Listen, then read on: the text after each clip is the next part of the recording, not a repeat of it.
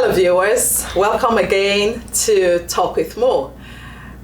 As you know, this season is all about trailblazers, and with me in the studio today is one who is blazing the trail in a very different way, and she's delving into a world that is not really very common here for many Nigerians, I would say. So please join me to welcome Funmi Ade-Ojo to the studios. Hello, Funmi. Hi, how are you? You look gorgeous. Thank you very much. So gorgeous yourself. I love your glasses. I want to take it with me. No, thank you. Thank you. Often I hear of interior design, interior decoration, and for most people, they really can't tell the difference. Yeah. So I'm going to ask you to start us off with what you do and maybe tell us a little bit about yourself. Okay, thank you very much. And thanks for asking. Interior design is a lot of things, and it's funny because I came from, I did chemistry, I did super scientific courses in school. I'm a CPA, I have a CPA designation in accounting, and so people say, why do you, because interior design has this kind of, I would say bad connotation, because there's the idea that it's fluffy, it's aesthetic, it's just decorate the room. It's throwing pillows around. It's throwing pillows around. And interior design is a lot more. Like right now, I'm actually doing a whole research around microenvironments and homescapes for, programming for interior design for people on the autism spectrum. There's a whole academic side to interior design, which for me is always a pleasure to. It's almost like my thing where I tell people so that I can peel off the layers in their eyes. So interior design includes making an environment aesthetic and pretty. We all want pretty flowers, everything looks good, but it's much more than that. It's also the psychology behind interior design, the lights, the colors, the walls, like the textures you use on the floor, the scale, harmony within the room, the use of color, the use of, just everything working together. So that's what I love to do, and I really want to teach, I want to research. And in the interior design world, those who know that there's a whole section to like interior design for healthcare, for instance, like interior design within the workplace, especially for neurodivergent people. Like people with ADHD, with learning disabilities, or even around people who have disabilities, people who can't, who need a wheelchair to walk. There's a whole layer to interior design. So designing a space for accessibility, for example, will be very different from designing a space for people who are mobile. Absolutely. Right. Absolutely. So and in my introduction, I did say that this was not common within the Nigerian sphere, and I mean that in every sense of the word, because this show is unapologetically Nigerian. We do welcome a lot of other nations here, and however, this is to give Nigerians a voice. And the reason I am really surprised at your chosen field is because it's not common. So what made you go into architectural design, would I call it, or interior design? Interior architecture within interior design, so it's not misplaced for you to say that. But it's interesting because I schooled in England and I've always been creative, always. I actually moved to England when I was 14 years old, went to boarding school, and maybe you can argue that I kind of got exposure to something that was kind of different from maybe if I had lived completely in Nigeria. I did go to secondary school up until a point and then moved. And what I realized was, of course, my dad didn't understand interior design. Even at the time, I didn't know I wanted to be an interior designer, hence why I went into chemistry. I actually have a joint honors degree in chemistry with business management from the University of Leicester in England. Did all of that. Went into accounting because accounting just made sense, right? Financial stuff, you don't have to be an engineer, lawyer, or a doctor. I know. So I guess one of those was, obviously, I kind of plugged myself in the financial side, and I did that for a couple of years. And I do like finances. I actually do still consider myself a financial analyst of sorts. But I've always loved real estate, the lived space where you live and how you you thrive within that space. And you mentioned earlier that you're an introvert, and I think you have to maybe be a bit of an introvert to understand why it's so important for your immediate household, your environment, to speak to who you are and to be comfortable. So for me, I've always just been fascinated with that. Like, so my husband and I have done some real estate deals in Canada and even in Nigeria before we moved here. We've always kind of been in the real estate space, like kind of flipping or building, and we've just always paid attention to that. Like even our home right now, we built a couple years ago, and we made some decisions that were kind of unusual. In fact, I think I annoyed my architect a little bit because I got super interested. I got into the deep things that made the interior space better. And honestly, if you do see our home, you can tell that it's kind of out of the box. And I love that. It's now actually it's part of what I thrive on. Like I tell a lot of my clients, like, why do you want to hire an interior designer and people not know?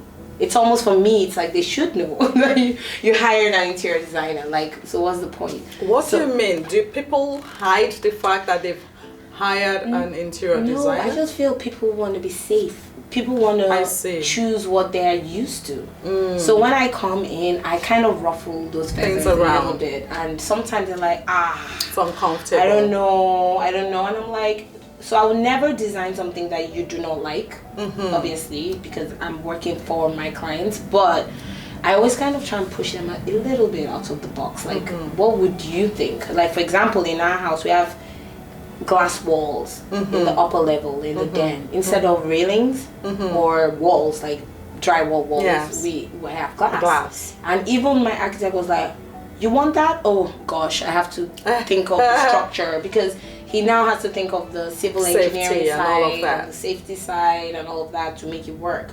So I tell people, maybe it's me kind of being cheeky because I'm trying to annoy people a little bit, but I try to kind of push people a little out of their comfort zone, because for me, if you're gonna hire me, I want your house to speak to you, to the deepest you. I want it to be extra, as you want say. your house to be a home, somewhere you really feel safe and comfortable with. But at the same time, what speaks to their psychology? And oftentimes, because I've been to school and I've learned the whole environmental psychology side of design, a lot of people don't even know what makes a home. Do you know what I mean? People kind of just live in their homes because they do not know what they can get. So I come in and I'm like, yeah, you can get this. And then when they get that, they're like, okay, you're right. It's interesting you say all of this, because I know that many of us would want an escape to a hotel, and maybe you get to a nice hotel. It's the lighting in the room, it's the ambience, it's the flooring, it's the walls, but you don't have that at home. So you are saying that people can actually have those sort of ambience and environments in their homes. Thank you so much for saying that, because I didn't want to jump in, but literally, like, when you were saying, I was like, that's it. You can have it at home.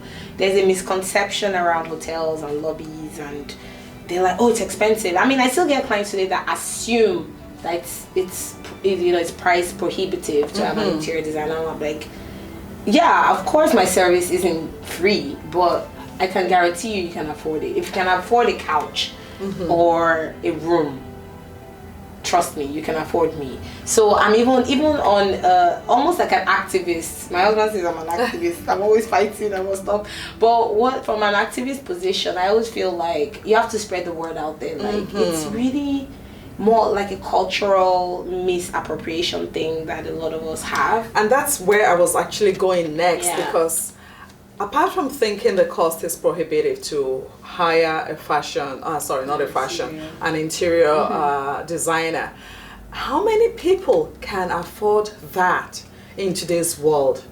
Okay, let's do a simple math. What I realized is most people that build, at least, or do major renovations in their home are going to spend anywhere from 20 grand to whatever if it's a custom home. Usually my services range from just the decor. I can just get you furniture, or I can actually be integral to the actual like even when your architects come in, if you're building a custom home, like for me it was an eye-opener to be involved with my architect. As I mentioned, my architect got tired of seeing me because I would literally be there like every other day, like, oh, so what are we designing today? What are we doing? What's this wall, you know? So, you know, yeah, I say it jokingly, but I think it was actually appreciative of the fact because I knew what I want. So, and that's part of the services I offer my custom builders, like people who are builders themselves, custom, you know, homeowners, or people who are doing major renovations or even smaller renovations. I always tell people, like, decor comes in at the end when you want to buy your furniture, but design comes in from the beginning. The scratch.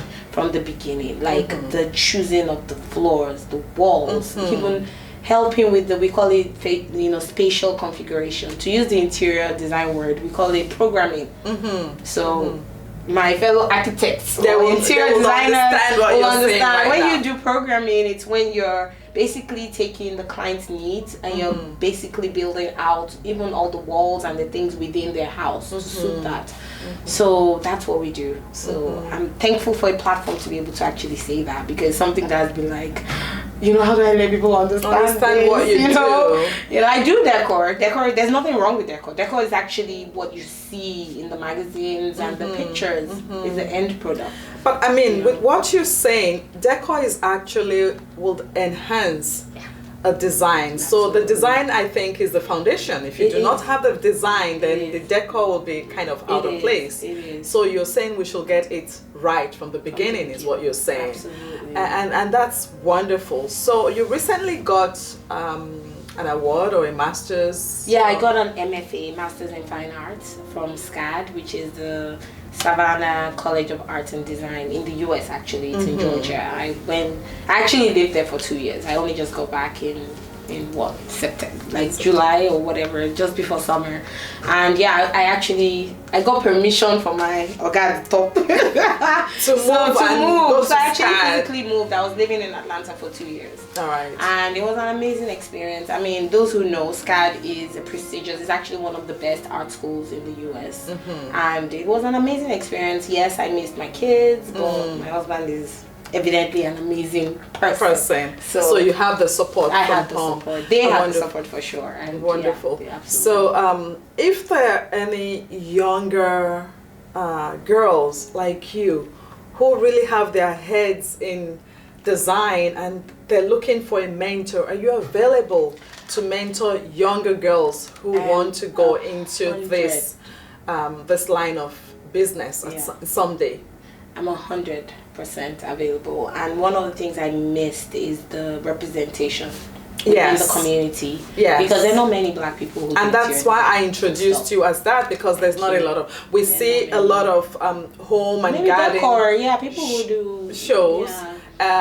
We get a lot of people talk about, oh, this architect and that architect, but the outer exterior is as important as the interior. Absolutely. Because you don't want to have a beautiful home and the interior there are no lights, the windows are off, the couches are misplaced because now that lighting is off, we have to put the couch in a place. And it messes up everything. So you spend a lot of money on the exterior and the interior looks very shitty. And that's where you come in to say we can take off all of that and make sure that you're getting it right from the beginning. So how can our viewers find you if they're interested in your services? So I do have a website, and I have now I'm doing a whole rebranding where I'm a little more conscientious about putting myself out there, and I wasn't doing this before. So I do. So the company name or my studio name is called the House of Banstead. House is Haus, the German word for house.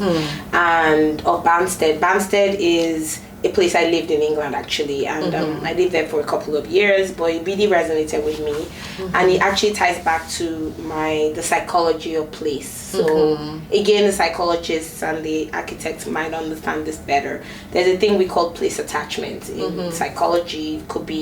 It might just be me liking your red cup here, that attaches me to your place, or something that reminds me of this space right now. It might be the smell, it might just be even the light, like, oh, you know, that light reminds me of, you know, most studio. So those are things we call, you know, attachment, like place attachment. And for me, it was just at that time when I lived in Surrey, actually, in England. And so the Banstead is a village actually in England, and so the name is derived from that.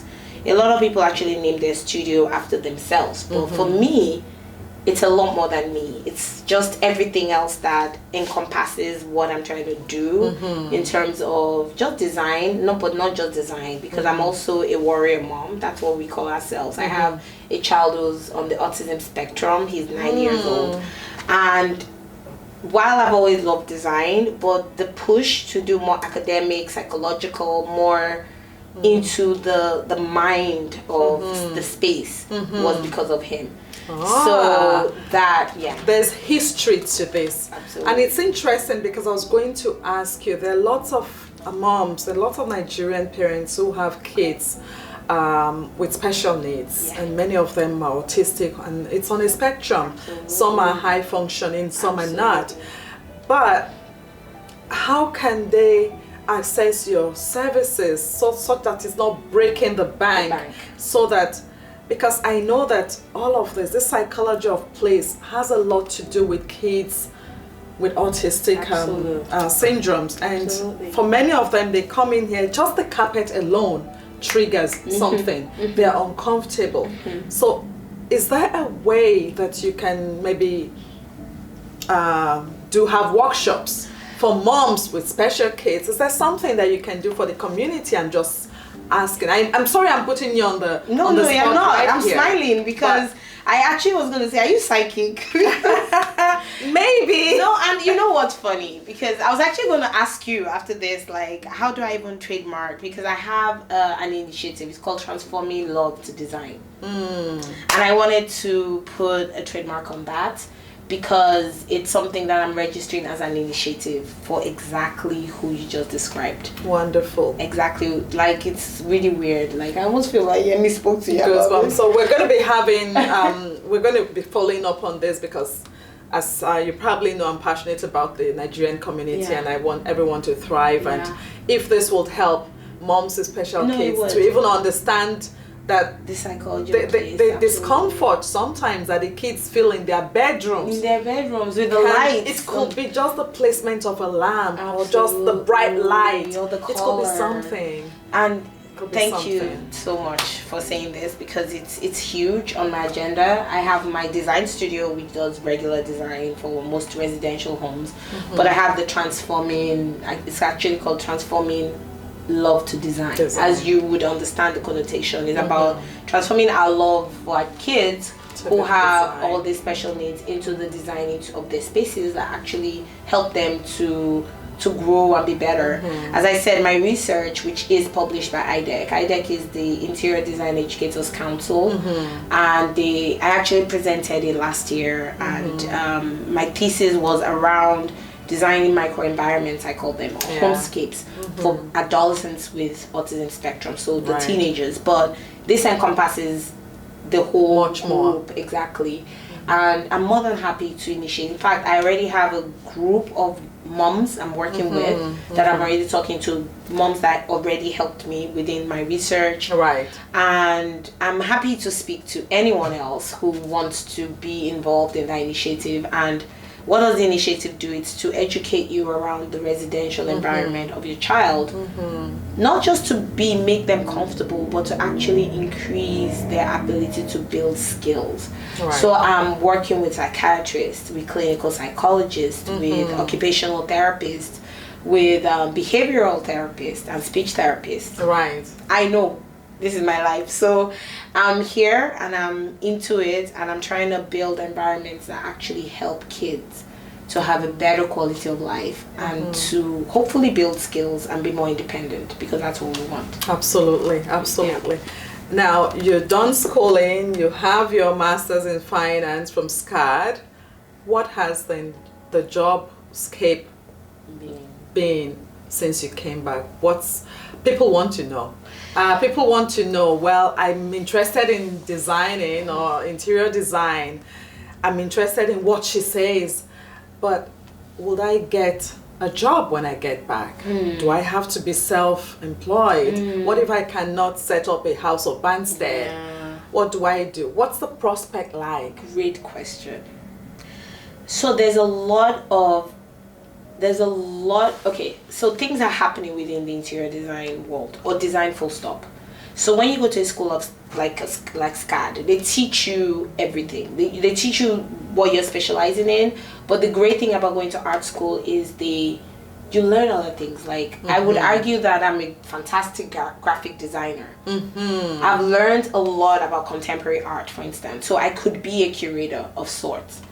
So you learn a lot of stuff that if you maybe had I guess I'll call it the audacity to just test the world and just venture and just really, just hone your skill and own it. And own it, in the sense that you're proud of who you are. You have the effrontery to speak and say, no, I'm not an engineer, but that's fine. And I think sometimes within the culture, with the cultural platform, there's where if you're not a doctor, you're kind of like self-defeatist. Yeah. If you're not a medical doctor, you have not. So I just feel like if you do interior design, there's so much to do. You can work in big corporations, big architectural firms. You don't necessarily have to set up your own firm. You can learn, especially when you come to younger. I came to it a little older. So for me, and because I already had my business before I actually went back to school, so I kind of did it the opposite direction. Does that make sense? So, but for most young folks, they would have done it from, they went to school and then, what do I do? So I would say own it. I would say arguably go to a fantastic school that teaches interior design, CIDA accredited. CIDA is CIDA. All right. So you want to go to a school that is CIDA accredited, because most of those that's where you get all the most satisfaction from. There's a lot of interior design schools, but go to the best one and just network and go out of your comfort zone and try and make a name for yourself. Don't do it. Interior design has a lot going in there. You can have a PhD in interior design. I have an MFA, which is considered the terminal degree in the US for interior design, so I can actually teach up to graduate level. So it's actually considered almost like a PhD. A few schools offer PhDs in interior design, but rarely. So I would argue, do that. Just go for it and start. Find a passion line, a specialty, and run with it. Yeah. Great. So what has support been like for you since you started your business? I know you went back to school, but coming back and with a lot of hopes and aspirations, what does support look like? Are there other Nigerians in this space that you're aware of? Yeah, I do know there are some other Nigerians who do something similar to interior decor, I would say, to be honest. I don't think I've met any Nigerian who does actual interior design. I've met a few who do interior decorating. I have been fortunate to meet some who do similar to interior design, some high profile, black people who are not Nigerians. And I'm so fortunate because I got to meet them now, not before. But for me personally, I think there's still, I do have amazing clients who didn't understand really what I did, but took the chance. So shout out to them, because sometimes I'm like, do you even really know what I'm doing here? But, typically I work with builders. I work with people who are building from scratch. So either the builder recommends me or I go directly to them because they know me. And that's where I make most of my impacts. Not the only way, but where I can decide the design, outlook from the beginning. And that's been wonderful. I've had good support that way, but there's still a lot of misinformation, miscommunication with the system, and which is why I'm thankful for your platform to be able to even put it out there. Like, if you do want interior design, we exist and we can help from the beginning. It's not something you should get at the end, especially when you're building a multi-million-dollar home. Absolutely. It's kind of negligent. It's because a lot of builders will tell you, because the truth is, if you have a builder, the builder will bring their own interior design, ironically. Right. So you end up actually hiring one and maybe not even knowing you hired an interior designer. Right. I'm just putting that out there. Yeah. It's been such a pleasure having you Same here. in the studios, and just congratulations on Thank all you. that you're doing. We wish you the very best. Thank you very And much. thank you for blazing the trail in that Thank you. direction for us. And on that note, you take good care of yourself, and remember, it's still March, so we're going to be focusing, or rather we're going to be showcasing women trailblazers to commemorate the International Women's Day, which we have extended to the whole month of March in celebration of women. And why not? If you're a woman, give yourself a pat on the back. You know what I'm saying. We do a lot. And so take good care of yourself, and I'll catch you soon. Bye now.